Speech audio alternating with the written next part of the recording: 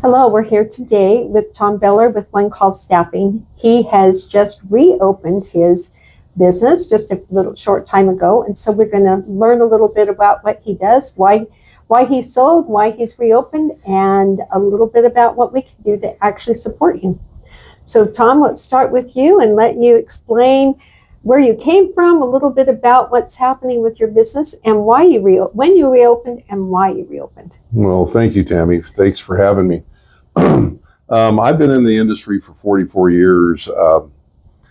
It was in an era that not all the companies could use staffing, but it's grown throughout the years, and I think the last numbers I've heard were approaching $165 billion in sales.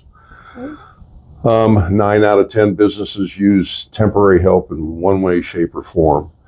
So my career kind of took me around the country. In 2005, moved back to Arizona, where I'm a native Arizonan. My son wanted me to teach him the business. He was an engineer with a large Defense Department contractor. And so in 2013, we pooled our resources and opened up in downtown Kingman on 8th Street. And we rapidly grew our business in 2020, I had experienced some health issues, and I just told my son that we were operating down in the Phoenix area, that let's go ahead and sell our book of business here and keep our real estate. So a long 5-year non-compete.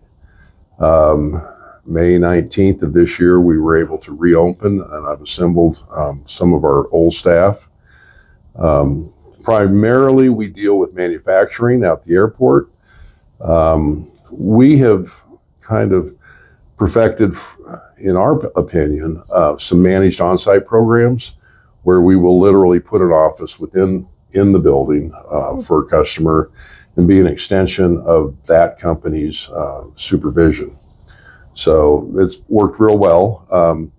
I think the dynamics of the staffing industry has changed over the last 5 years with COVID, but it's slowly coming back, and us being in business for a little over 6 months now, we're seeing it was very slow during the summer, and now it's picking back up, which is a good indication. So we do some clerical work, but in Kingman, it's predominantly manufacturing. So we just look forward to keep growing, and Kingman's been good to us. In 2018 and 19 and 20, 3 consecutive years, we made the Inc. 5000 list of the fastest privately held companies, growing companies in the United States. So, and then it kind of changed with COVID. So here we are again. We're going to try to make another run of it. Very good. Very exciting. So you talked a little bit about on-site. How many employees do you usually want to have at one location before you're considering hiring somebody to be on-site in a different company? That's a good question. Each and every business is different, depending on the shifts, their structure of supervision, the type of assignments.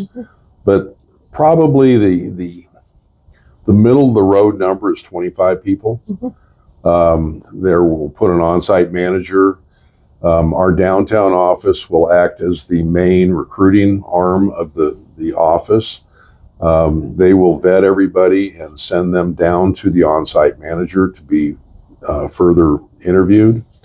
And then from there, they pretty much stay out there.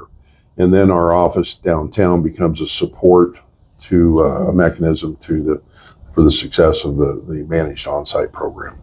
Perfect.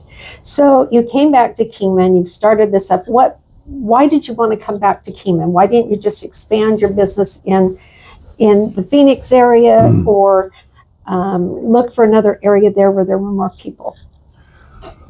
Well, over the years coming to Kingman to see my family, when we were on vacation, I kind of always took a drive and went out the airport and saw the growth of the larger manufacturing plants starting to trend. So it was always in the back of my mind it would be something to look at seriously.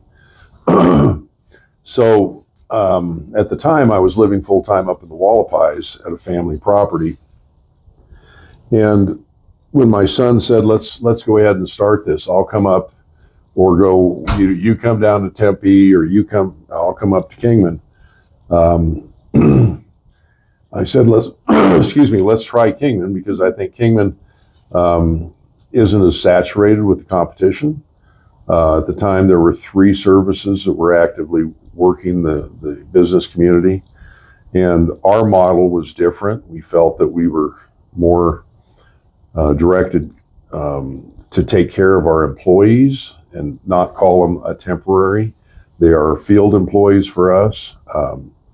So we treat them with a lot of respect, because we know it's a very unnerving time in a person's life when they're unemployed, they're looking for work, they come in, they don't know where they're going to be sent. So we make a real serious effort of giving them all the information they have, or we can give them, so they can make an informed decision if they want to go to work there or not.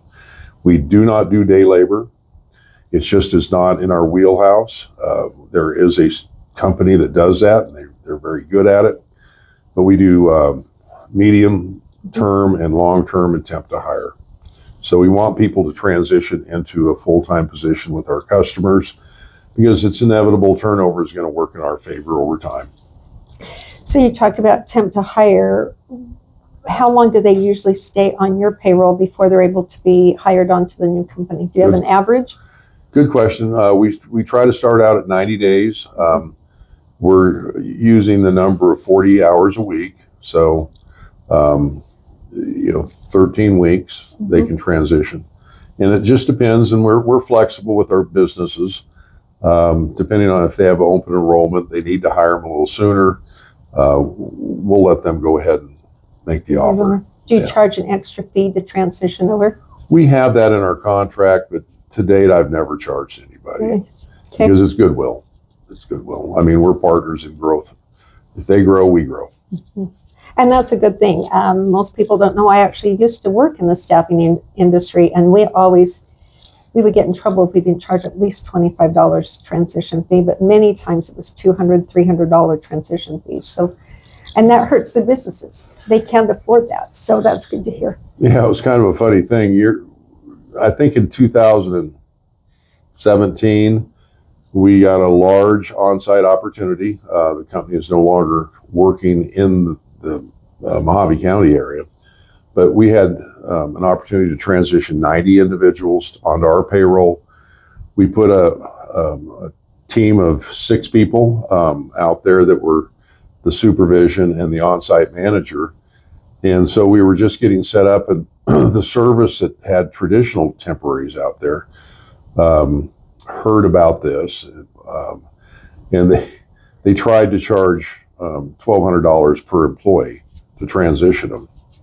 So with 3 days before we were to start, we found ourselves having to hire 90 people. Wow. And those people could not work on our payroll for 90 days. So it was very unfair to the employees. Mm-hmm. We're members of the American Staffing Association, and there's a code of ethics. Mm-hmm. We followed it to the letter with the notification and how we did it. You never want the temporary employee to be held hostage. No. So no, that's not fair. It worked out, but it was a very stressful time, and thank goodness we had a great team that worked extra hours to recruit and keep the plant open. Wow. So, have you experienced any challenges being in this area? I know you're mostly out at the industrial park, but being in the Kingman, or do you actually go into Bullhead and Lake Havasu too? We have looked at Bullhead and Havasu. There's not a lot of industry down there currently that we do. There is one large manufacturer in Bullhead, but they have an in-house temporary program from I think Massachusetts. And we don't get into the hospitality business over in Laughlin. It's something that we just don't want to get into. So we want to be the best at what we do, and we feel that we have enough systems in place to vet our applicants into hopefully, productive, good employees. And any challenges in the Kingman area? I think the largest challenge we find is it's a very transient workforce. They come here for a multitude of reasons, a lot of times family. They're coming from large metropolitan areas. The reality of the wages are totally different than what they're used to. So they have a hard time making that transition. So they'll stay a while and then they go home. We found early on, we drug test every applicant before they ever go into one of our customers' businesses. And that was a challenge in the very beginning. But I think it's kind of cleaning itself up. I think the sheriff's department in outlying areas are doing a good job. And so we're not wasting a lot of time with failed drug tests. It saves you money too, because it's not cheap. Right. Every drug test that you have to do. And we do pay for it. We absorb it as part of our onboarding. There are services that charge that, but we can't do that. No, well, it's not fair to anyone else. No. Perfect. So if you could give any advice to a new business that's looking to come in and looking at the Kingman area specifically, what would that be? Well, I think that you need to work directly, very closely, obviously, with your office, economic development. And if there's opportunities within the city limits too, the city's economic development team. I think you need to align yourself with a temporary staffing company that can address the needs that you have. I've been approached over the last year by two large companies that want to come into town, and they ask if I could help them ramp up, and this is dozens and dozens and dozens of people. And I said, as long as you give me a window, I can help you do that, because that's my background, doing very large managed on-site programs. Other than that, I think that just look at what's going on in the community with what's developing at the airport, the traffic interchanges. I'm a firm believer. People can argue the chicken or the egg, which came first, but which comes first, the business or the people. I think when ground gets broken, and I've seen this all over the United States, people will come. Yes, they will. As long as they're realistic with their labor. I think employers that come to this market with a rich benefits program, good wages, will have every opportunity afforded them to be successful getting ramped up with the right numbers of people. And that's really having an agency like yours that's going to go out and help recruit people from outside the area is a benefit too.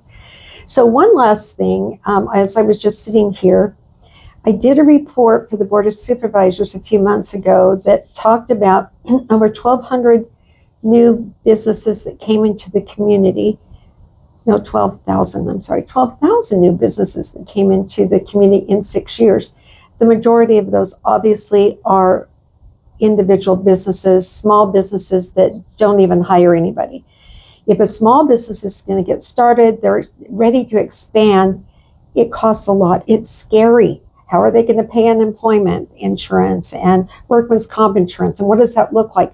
What would you suggest to a small business if they're getting started, and how could that save them money in the long run? Well, for a company like ours, we do have a payrolling service where we become the legal employer of record for a period of time. And we are fully insured. We have all the FUTA and SUTA, and we do all the payroll taxes. We do direct deposit or pay cards, whichever is most convenient for the employee. But I would suggest that they look at a temporary help service to get started. They are going to pay a little bit more, but at least they will have people working behind the scenes that are acting as their human resources department, their payroll department, addressing those kind of issues that you just mentioned of getting started up. And in reality, it's not a lot more that they're paying. And the headache and the stress and making mistakes, it's going to cost them a lot more in that case than it would be. Much easier to start out slow and build your company. So I would say that there's probably the majority of the businesses that come into the county are small businesses. Many of them are just 1 or 2 people, and this would be a perfect way. So we appreciate having businesses like one called staffing here, staffing agencies here in our county to help support it.